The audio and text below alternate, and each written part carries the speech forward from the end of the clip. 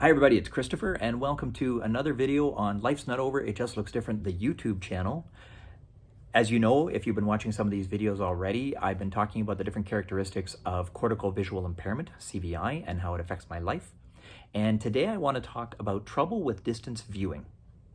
Now this one sort of relates well to complexity of array because both of them basically mean that from a big picture perspective, we have trouble, we being those of us with CVI, have trouble picking out objects or finding an object because it just gets lost in the clutter of everything else that we can see that's in front of us, and it gets too busy.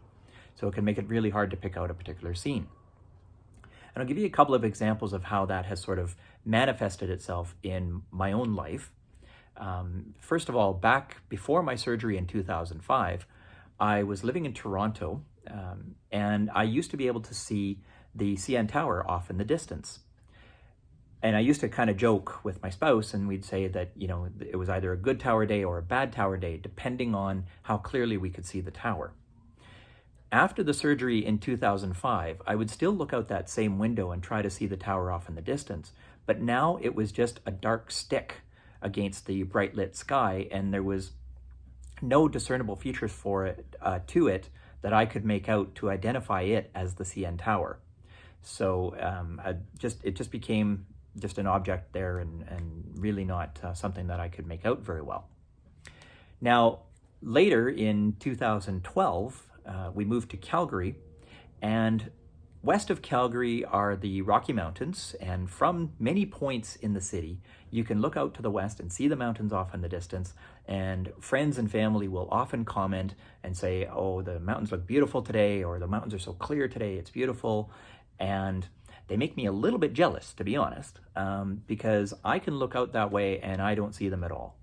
I see a little bit of a shade difference from where the horizon, where the land meets the mountains and then the mountains meet the sky. I can sort of see some shade differences to tell that there's something going on there. But as far as identifying the mountains and being able to see how nice and clear and beautiful they are, not from a distance, not from the city of Calgary, I can't look out there and see them.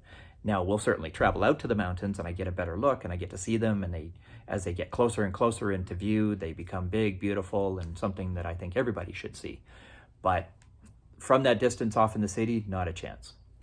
And one other thing I want to talk about as far as distance viewing and being able to identify things is, as we're traveling out to the mountains, I'll be able to see, you know, vehicles on the road, and I can see signs along the side of the road and signs over ahead of us that tell us what lane to be in and all that kind of thing.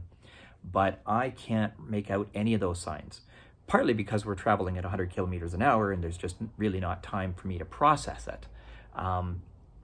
But even if we slowed down, or if we were stuck in a traffic jam or anything, you know, on a busy day getting out into the mountains, that gives me a little more time to make out what's on the sign.